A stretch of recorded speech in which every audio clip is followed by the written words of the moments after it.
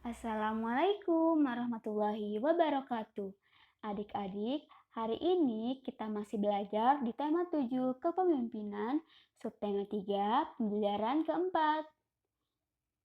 Adapun tujuan pembelajaran kita pada hari ini, yang pertama, melalui kegiatan membaca dan berdiskusi, siswa mampu mengidentifikasi penerapan nilai-nilai Pancasila dengan benar.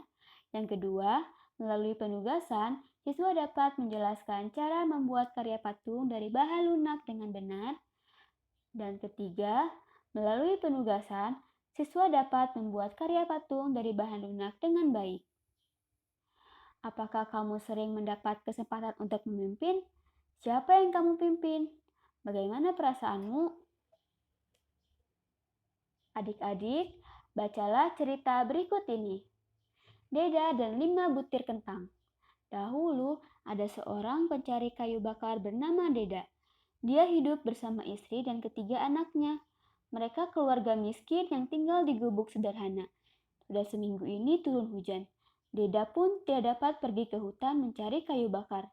Istri Deda berkata, "Suamiku, persediaan makanan kita hampir habis.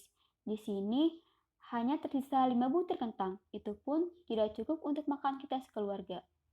"Aku tahu, bersabarlah. Semoga besok tidak hujan dan aku dapat pergi bekerja. Sisa kentang yang ada, biarlah untuk makan anak-anak saja," kata Deda. Menjelang sore, ada seorang yang mengetuk pintu rumah Deda. Setelah dibuka, ternyata seorang pengemis tua. Dia basah kuyup kehujanan. "Aku sudah berhari-hari kehujanan. Aku juga kedinginan dan kelaparan. Bolehkah aku minta sedikit makanan?" tanyanya. Deda kasihan melihat si pengemis, tapi dia juga tidak mempunyai banyak makanan. Deda bermusyawarah dengan istri dan anak-anaknya. Akhirnya, mereka bersepakat untuk memberikan sisa makanan kepada si pengemis. "Baiklah, kami akan memberikan 5 butir kentang itu kepadamu. Kami sangat kasihan melihatmu," kata Deda kepada si pengemis. "Tunggulah sebentar, aku akan memasaknya dulu," kata istri Deda. Setelah matang, kentang pun dihidangkan. Si pengemis makan 4 butir kentang. Kini, kentang yang tersisa tinggal 1.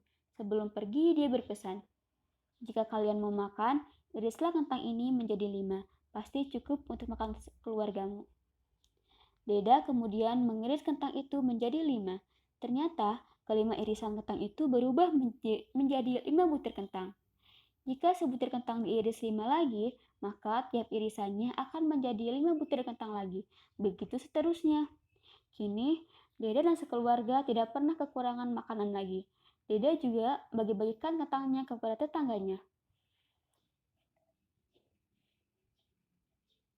Adik-adik, setelah membaca cerita tersebut, identifikasikanlah penerapan nilai-nilai Pancasila yang ada pada cerita Deda dan 5 butir kentang. Tuliskan dalam bentuk tabel seperti berikut. Nah, jika sudah selesai mengerjakan, kalian dapat mencocokkan dengan kunci jawaban berikut ini. Berikut nilai-nilai Pancasila yang ada pada cerita Deda dan 5 butir kentang. Nomor 1, peristiwa dalam cerita yaitu "Aku tahu, bersabarlah." Nilai-nilai dalam Pancasila yang sesuai yaitu percaya dan takwa kepada Tuhan Yang Maha Esa, yaitu pada sila pertama.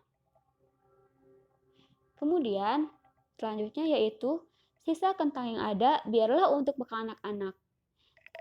Nilai-nilai dalam Pancasila yang sesuai yaitu rela berkorban, yaitu pada sila ketiga. Kemudian, Deda kasihan melihat si pengemis. Nilainya yaitu mengakui dan memperlakukan manusia sesuai dengan harkat dan martabatnya ada pada sila kedua. Yang keempat, Deda bermusyawarah dengan istri dan anak-anaknya.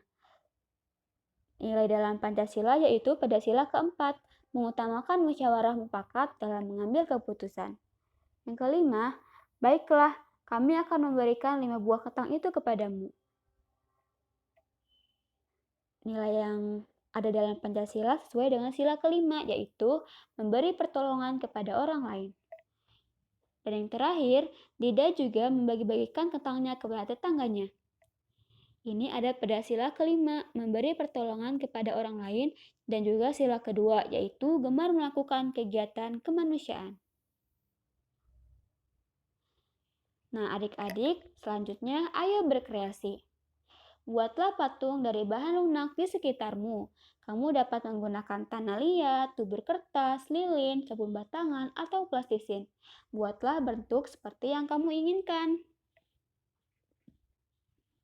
Jika kamu ingin membuat patung dari bubur kertas, kamu dapat mengikuti langkah berikut ini. Berikut contoh membuat patung dari bubur kertas. Yang pertama, siapkan kertas bekas. Yang kedua, rendam kertas kira-kira selama 24 jam sampai lunak. Yang ketiga, buatlah kerangka menggunakan kawat. Besar kecilnya kawat menyesuaikan besar kecilnya patung yang akan dibuat. Yang keempat, kertas yang sudah lunak dapat ditumbuk lagi, lalu diperas dan dicampur dengan lem kanji sampai berbentuk seperti tanah liat. Yang kelima, tempelkan bubur kertas pada kerangka kawat sesuai dengan bentuk yang diinginkan. Yang keenam, untuk mendapatkan lapisan luar yang halus, lapislah dengan kertas yang berwarna putih dengan lem. Yang ketujuh, jemur patung di bawah sinar matahari. Dan kedelapan, setelah kering, warnai patung dengan cat kayu atau cat tembok sesuai warna yang kamu sukai. Nah, adik-adik, kamu dapat membuat bubur kertas dengan mengikuti langkah-langkah yang telah kakak sebutkan tadi. Selamat mencoba! Demikian pembelajaran kita pada hari ini. Sampai jumpa di pembelajaran berikutnya. Assalamualaikum warahmatullahi wabarakatuh.